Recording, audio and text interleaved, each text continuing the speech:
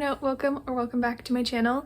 Today I'm going to bring you a long overdue October wrap-up, so I'm combining it with my November wrap-up. I'm just going to do a little bit of a looser, a little bit of a less thorough wrap-up of everything that I read and just kind of what the reading vibes were this month, what I was reading a lot of, what I really liked, what I was disappointed by. I'm going to try not to discuss every single book I read because I read 27 books in October and 26 books in November, so I'm really trying hard not to include all of them, but there are a lot that I do want to talk about. So let's get into it.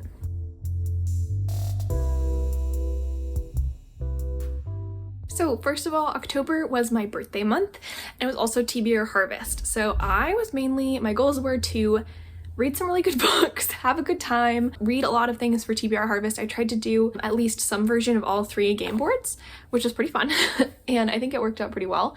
And there were a couple books specifically that I wanted to reread because I knew that they were favorites. So that's how I approached the month. What kind of ended up happening in overall themes were there was a big kind of divide between spooky books and cozy books. So I read kind of a lot of both. And there were also some Jewish religious holidays going on, so I did end up reading a book related to that. Overall, in October, I read 27 books, which just putting the pages of all of them together was about 8,100 pages. If I look at the pages I read versus the hours I listened, that's 6,200 pages read and 95 hours listened. My average book length was 300 pages, pretty much exactly. My top genre was mystery, which is a pretty big change from usual. Not that mystery is a genre I don't read, but I think the last time mystery was up a similar height up in my statistics was January. I had 5 stars, so not too bad. Looking at publication breakdown, I did read a lot of books from 2024. I read 6 books from 2024, 4 from 2023, and the rest are spread pretty evenly, with the oldest being the 1890s, and after that the 1910s. I did read 19 of these books physically, 5 as audiobooks, 1 as both audio and physical, and 2 as ebooks. Most of the books I read this month I got from the library, followed by Libby, and then 4 that were owned, which is pretty darn good. I don't usually read that many that are owned. In addition to mystery, my other top genre was fantasy, which was about the same, and then romance, which is interesting. Not always my top genre. Sorry if I keep looking down. I took notes on this so I could keep it a little bit snappier. So, some favorites. In October, some of my 5 stars. I reread Hitchhiker's Guide to the Galaxy, and this stayed a 5-star for me. First read this probably in middle school. It's just a lot of fun. If you like this kind of writing, you just like it. It's goofy, it's fun, it's also clever here and there. I think that Terry Pratchett is kind of similar to Douglas Adams. It's that kind of style. I also reread 2 of the All the Wrong Questions books. This is the 4th one in the series, which is what I'm on to now. Spoilers. This is by Lemony Snicket. I think I mentioned it before. I never got into a series of unfortunate events as a kid, but I loved this series, so I've been rereading it, and they're so good. The first 2 books are both 5 stars for me. I also read and really liked The God of the Woods. This is kind of a summary thriller that with a lot of literary elements set in the Adirondacks in New York. I read it because I saw some people I follow on Goodreads, and then my aunt read it and they all really liked it. This wasn't quite a 5-star for me, just usually because with a 5-star I have to have like a personal investment, like I want to come back to it again and again, and with a thriller it's kind of hard for me to feel that way, but I did really like it. I also read this book. This is Real and You're Completely Unprepared. This is a guide to the Jewish high holidays. Especially at the time, I think it was really just a new way to see these holidays for people, and I have read it multiple times and really enjoyed it. My other 5-star, which I also own. So I picked up Rules for Ghosting because it was a book club pick at my local romance book club, which I hadn't been going to, but I saw this and I read this blurb that said, part romance, part ghost story, part Jewish family epic. Rules for Ghosting is bitingly funny and deeply moving. And I was like, I want that in my life. I want to read it. So I ended up buying it. This was really cool. This was a romance with a lot of emotional focus and kind of depth, with the main character who's trans and whose family owns a funeral home, and then he also can see ghosts. Those are the kind of main elements. I really liked it. I give it 5 stars.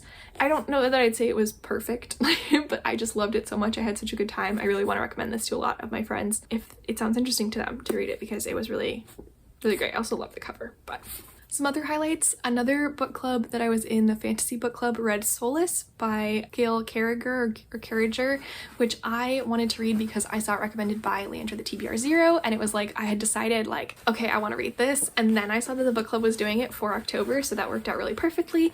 I really enjoyed it. I didn't expect the romance to be such a prominent element because I don't think of Leandra as being a big romance reader, and she really likes this series, but I did have a really fun time. I did wish maybe we got to see a little bit more of the development of the romance, but I enjoyed it a lot, and I'm really excited to continue in this series because the world does seem really interesting. It's like an urban steampunk fantasy kind of thing. I also read Vampires of El Norte. This is like the third book I read from My Name is Martinez's top 10 books of last year that I have adored. This, Minor Detail, and How the Word is Passed, those are all books that I picked up on her recommendation, and her recommendations are so solid to me. Vampires of El Norte is like a historical kind of romance with kind of a suspenseful horror element, and I really loved it. I really loved both of the main characters. I loved the way that their relationship developed. I liked the kind of broader historical context and commentary about the conflict between the Anglos and the Mexicans in this time period in like the 1840s in this area. It was really cool. I thought the vampire part was done well. It was really interesting. Anyway, I liked it a lot, and I read it pretty quickly. It's in a vlog. You can see me read it. I think I had such a good time. Another top book for me was The Elements of Style. I read this on recommendation from my grandfather and a lot of other members of my family. It's a style guide, but it's really engagingly written. It's like divided into a couple main sections. There's lots of funny moments. There's lots of just like really profound moments, and I found myself, especially when I'm reading nowadays, like especially fantasy romance, like just being like, someone needs to read this book, because just the amount that it talks about being concise, about writing what you mean in the best, clearest possible way, breaking rules when you really know what you're doing, and in a way that really achieves a goal. So many of these books, I feel like, can just get so wordy, they can just say things so inelegantly, and it's just, I'm like, read this book, it's so good. Some books that I put in my like mid but notable category are Dracula. I didn't absolutely love Dracula, but I had a really good time with it, and that's also in a video, so I won't spend too much time on it. The Black Eyed Dice First is also in a video. You can see my qualms with it, but I do find myself thinking about it a lot. It exposed me to a lot of horror movies that I didn't know about, and I really liked its commentary. Can't Spell Treason Without Tea. This is not one I've talked about before. So this is a cozy fantasy where this Queen's Guard runs away with a big magician, I forget what they're called, to build a bookstore and tea shop, and to me it just felt like it was trying to be really cozy with its plot elements, the bookstore, the tea shop, but it didn't really feel cozy in the reading experience the same way that like Legends and Lattes did, which is very similar. It's an orc gives up exploring to build a coffee shop. I just felt like the actual things that were happening were not very cozy. You know, people were getting sick, there were dragons, there were some fights. Anyway, I just felt like the actual plot was not very cozy, and the writing was just kind of okay. I will probably read the second one because I have the audiobook from NetGalley, but it was not a favorite, but I did enjoy it. Also, Voyage of the Damned, which you saw me read, I did really enjoy it, but I was hoping it would be a favorite, and it wasn't, because mostly of the writing style and some of the ways the characters acted. And finally, two books kind of fit in the same category for me, which are fantasy romance that I thought might be really my thing, but they didn't quite end up being that way, which is A Fragile Enchantment and The Spell Shop, which I also own. The Spell Shop, you can see I bought it because the author was doing an event. It's a really beautiful edition. I was really hoping that it would be perfect for me, but I ended up just thinking it was okay. And I feel similar to A Fragile Enchantment. Again, neither of these felt very cozy, and their writing, like The Spell Shop, you know, they're making jam, and that's kind of cozy, and they're living on an island, but it didn't really feel it. Similar with A Fragile Enchantment. I guess I wasn't meant to be as cozy, but it was a fantasy romance that my friend really recommended. I liked the idea of the plot, and it was good. I did like it. I liked that the character was fantasy Irish. I liked that there was a character that was fantasy Sephardic Jewish. That's really fun. You don't see a lot of Sephardic Jewish characters in books, though more now with Leigh Bardugo and stuff, but I didn't end up being as invested in them as I wanted to be. And then my main disappointment in October was Spiral of Life. I got this book also from NetGalley, and I feel really bad because I'm pretty sure it's a small press or an indie press, and I don't really want to make a huge statement, but I just found the writing and the world building in this to be pretty disappointing. So there's that. That was my October. Moving on to November. This was a really tricky month for me. My vibes, my plans in November were I was preparing and then starting Bucket Listathon. So I was trying to finish books, which I put up a vlog about, and then I was reading some books for Bucket Listathon. What I ended up reading was a lot of historical books, historical literary as well as historical fantasy, and a lot of contemporary romance. So my top genre did end up being fantasy because a lot of the historical and non-historical fantasies were in there, followed closely by romance. I also read quite a few graphic novels because I had some copies on NetGalley that I had to read before they I don't know if they expire for good, but anyway, they were they give you, once you download them, you have 40 days or something. But really the main thing that was going on for me was family. My grandfather died this month and it was a long process and we all kind of knew what was happening, so I had a lot of family around and I was spending a lot of time at my grandparents' house, and I was also reading a lot of books that my grandfather recommended with me because I wanted to talk to him about them before he passed. And I got to do that, which was really lovely. Overall, November, 26 books, just flat pages. I read 7,800 pages, so a little bit less than October. In terms of pages I actually read with my eyeballs, it was more 4,800 pages and 86 hours. So a little bit less than October, but that's fine. My top genres were, like I said, fantasy, historical, and romance. Historical was kind of out of the blue, just kind of the way things kind of ended up. It worked out. It was kind of a nice little unexpected theme, and I was kind of vibing with it. I ended up having 4 4-star reads, which I was pretty happy with. Again, I read a lot from 2024, mostly because I was catching up on NetGalley stuff, but I also read a lot of books published in the 2000s, which I thought was interesting. This is the most books I read published in that decade since January. Then next most common is 2023, and then 2015 to 2019, which used to be my top decade or a half decade. And I also read 2 books published in the 1960s, which is just kind of a fun coincidence that 2 of them ended up being that way. In terms of how I read these books, I read 13 books physically, 8 audiobooks, so you can see the audiobooks were making a comeback this month. 1 book, both reading and listening, and 4 ebooks. So 3 of those I think were graphic novels on NetGalley. In terms of how I got these books, the top was 8 from the library, then 7 from Libby, 4 from NetGalley, 3 owned, 2 Hoopla. Pretty standard stuff. So some of my November favorites. First, His Majesty's Dragon. I did read this in a video, but I just want to say it again. I had such a good time with this. This is a historical fantasy. It's basically like a military historical book, but there are dragons. And I really appreciated the balance of the fantasy and the historical elements and also the military elements. I'm not a huge military history person, but I can get into it with the right medium, and this was definitely it for me. And I enjoyed a lot talking to my friend who's more into military history and trying to convince him to read this book. So basically this naval captain finds a dragon and then he ends up bonding with it, and he has to leave the navy and join the aerial corps, which is the part of the military with dragons, in England to fight against the French. I thought this had a really great mix of kind of low-key training and the dragon growing up, and then some pretty high energy battles and things, and I'm really excited to see where the series goes. The highlight definitely was the relationship between the captain, Lawrence, and the dragon, Temeraire. They're just incredible, adorable, just this very unique bond of this creature that you're bonded with for life, and that take up so much of your life and shape what you do. I thought it was great. One of the books that my grandfather recommended to me that I read this month was The Checklist Manifesto, which I've talked about in a couple of videos, I think a little bit, but this is basically about how we can use things, simple tools like checklists, to extend the limits of what we can know as humans and how much of that knowledge we can really use.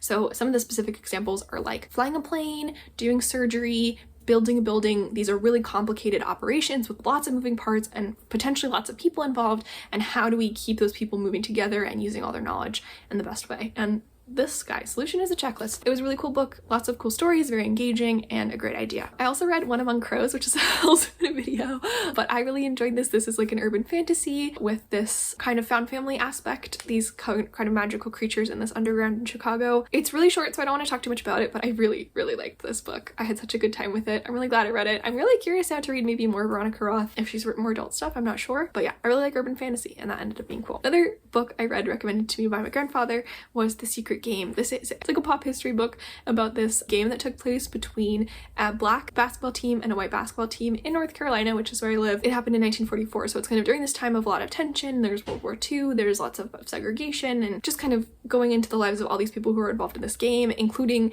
connecting it to this famous basketball coach, Fug Allen, at University of Kansas, who I actually have a family connection to. Apparently my great-grandfather worked for him, and to the inventor of basketball, James Naismith. It was a really cool book, and I really enjoyed it. And then I ended up giving it to my cousin, which was really great because I think she's gonna enjoy it. She really likes basketball, way more than I do, so I hope she likes it. I also read Funny Story by Emily Henry, which I enjoyed. I did put that in my reading new releases blog, so you can check that out. But yeah, I had a great time. I continued reading this series. I read the 3rd book in the series, and there are only 4, so this is the last one I'm hoping to read in December. I still really liked it. I will say I think the first 2 stood out. The 3rd one has made me not like a 5 star, but it's only like a 4.75. But I'm hoping the 4th one will bring it home. I don't remember a lot of what happens in the 4th one, so we'll see. I also read Slaughterhouse-5. This was actually really cool. So my grandfather, this is one of his favorite books, and we put together a reading where all of my cousins and my aunt, we all took turns reading chapters from Slaughterhouse-5, about 30 minutes at a time, and we read the whole book over the course of 2 days, like as a family. We did it on Zoom because a lot of people aren't local, but everyone was tuning in and listening, and it was so much fun to read and also to hear other people reading. And just because it's not like a crass book, but it has some crass language, it has some really interesting characters, it has some weird stuff going on with the aliens. If you haven't read it, it's a great book. It was so much fun because my cousins were all such different people. One of my cousins is only 13, and he ended up getting some like kind of really funnily explicit sections, and just seeing everyone adapt to it. My cousin's girlfriend who read, she was reading like very quietly, and then she had this character that kept swearing, and she just really came to life when she was doing the dialogue. So it was really, really fun. I really highly recommend, if you have someone in your life that you want to connect with, that maybe you're running out of time, I don't know, consider it. It was such a great experience. We were all talking about it for days and days afterwards. That was great, and I really like that book. I really want to read more Kurt Vonnegut because I have really enjoyed Slaughterhouse-5, but it's the only book by him I've read. And lastly, in my like favorites, really good section, I read Man Tiger. This was recommended to me by a good friend because I really liked Chronicle of a Death Foretold, and I will agree this is very similar in structure to Chronicle of a Death Foretold. It's very different in writing style, if I remember correctly. I read that one in March, so it's been a while, but I really liked the setting and the characters and the kind of slow methodical circling of the main event. It was super cool.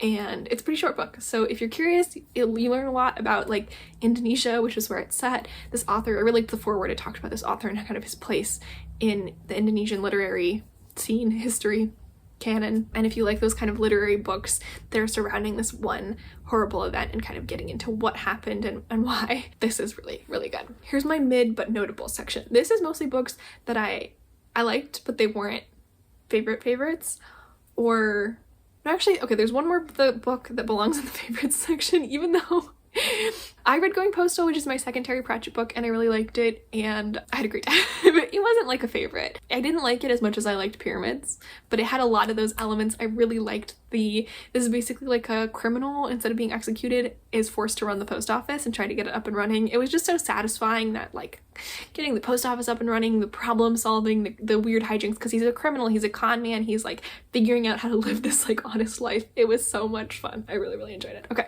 now we're on to the mid but notable. So again, these books are not bad, they're just like not favorites, but I still kind of wanted to talk about them. I'm going to talk about these are totally not in chronological order. I'm going to talk about the one that I most want to talk about because it was really good, and then ending.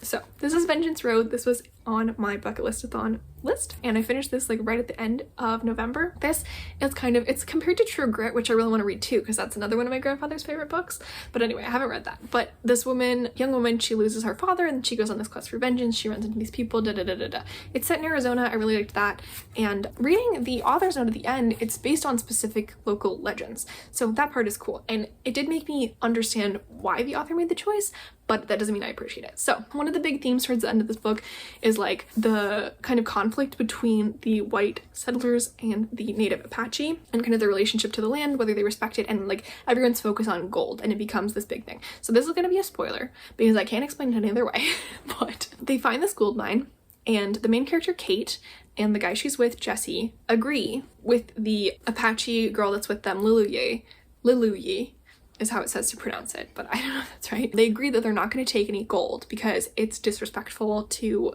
nature and like the Apache worldview, and so they agree they're not going to take any gold from this gold mine, even though it's already all mined. And that's kind of why Jesse is there. He was kind of going there to get the gold. So they leave this gold mine and they're like, yeah, we definitely not going to take any gold, They're like, oh, this is the resolution of this theme. They're learning how to be more respectful of the land, Then it turns out their bags that they had on their donkey were full of gold anyway, and just nobody noticed. Stupid.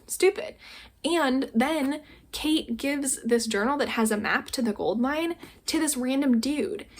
and lets him find the gold mine and take the gold. And I'm just like, wait, what? We had this whole thing about how you're like learning to respect the land and you're like making the sacrifice. You're not going to take the gold. You're going to like tough it out. And then you end up with the gold anyway. And then you give this other white guy the instructions on how to find the gold. That's so rude.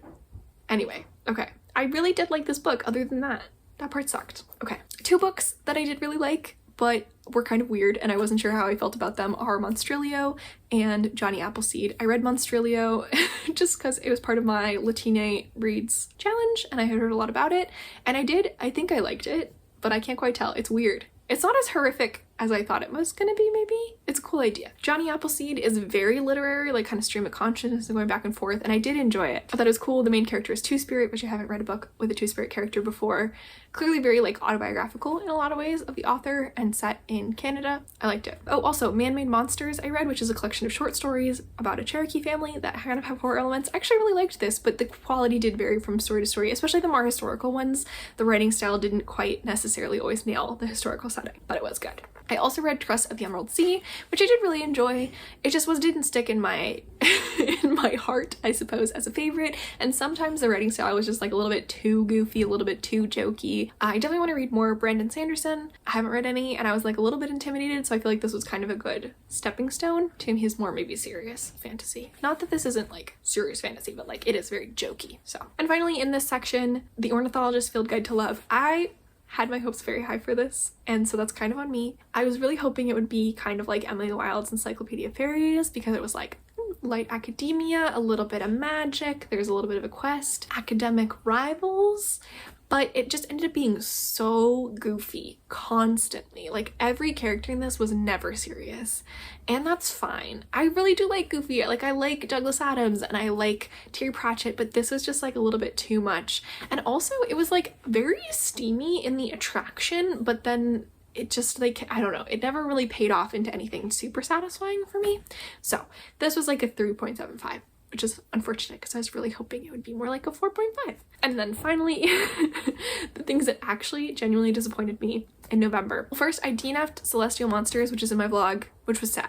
I wish I had liked it more, but the writing style and the characters just felt too immature. Birds Without Wings was a historical book. Also in a vlog, I talked a lot about it. I really liked a lot of it, and then there were just some elements towards the end, the way it handled the political situations and some of the intergroup relations and the violence against women. I don't think I said this in that video, but one thing I didn't like was the depiction of Kurds. I just felt like it was very one-dimensional, whereas I felt like most of the other groups got at least a couple different perspectives showing that they were three-dimensional kinds of groups of people, and the Kurds did not get that, which was sad. A Song to Drown Rivers. This book was labeled a fantasy, and there's nothing fantastical about it except for maybe the last chapter, and that didn't really matter at all. Like, it could have been not at all fantastical. The writing felt like overdone for no reason. Like, often things would be stated twice, and I was just like, why? But I did enjoy it overall. I got invested in the emotional moments. Like, I was there and I was like, oh, but it also didn't feel necessarily there was a ton of like detail about the day-to-day life or like what that actually looked like when she was living in this palace, and like, I don't know, I didn't quite feel it. And finally, The Night Mother. This was a graphic novel. It's like the first collection of this graphic novel story that I was reading off NetGalley, and it looked really interesting. The world building just did not hold any water. Like, it was just like, it made no sense. And it was moving so quickly. I didn't have any time to like get invested in the story, and the world building made no sense. So that was my most disappointing. I hope this was interesting. I hope this wasn't too long. For December, my vibes are finish all my challenges on Storygraph, of which I have quite a few, and finish all my bucket list-a-thon books, which are hopefully helping me finish those goals, and just like have a good time. It's been a lot. I mean, I'm very smiley because that's just the kind of person I am, but it has been like a long month. I'm drained, and right now I just want to be here like for my family and for my grandmother especially. But luckily what she really likes to do is sit around and read books and do puzzles, so it should be good. That's my vibes for the end of the year. I have 18 books on this list that I want to read by the end of the year. Again, I usually read like 25 books a month, so I should be able to do that. The question is, will I read those 18 books or will I read a completely different set of 25 books? So that's my challenge. There are definitely a lot of books on this list that I have been putting off for a while, intentionally or unintentionally, and that has to stop. Thanks for watching. Let me know if you've read any of the books that I mentioned, if you liked them more or less than I did, or if there are any that have been on your TBR and you're persuaded now to push them up the list. I would love to hear it, and I'll hopefully see you soon. It's been a long time since I filmed. I'll hopefully see you soon. Bye!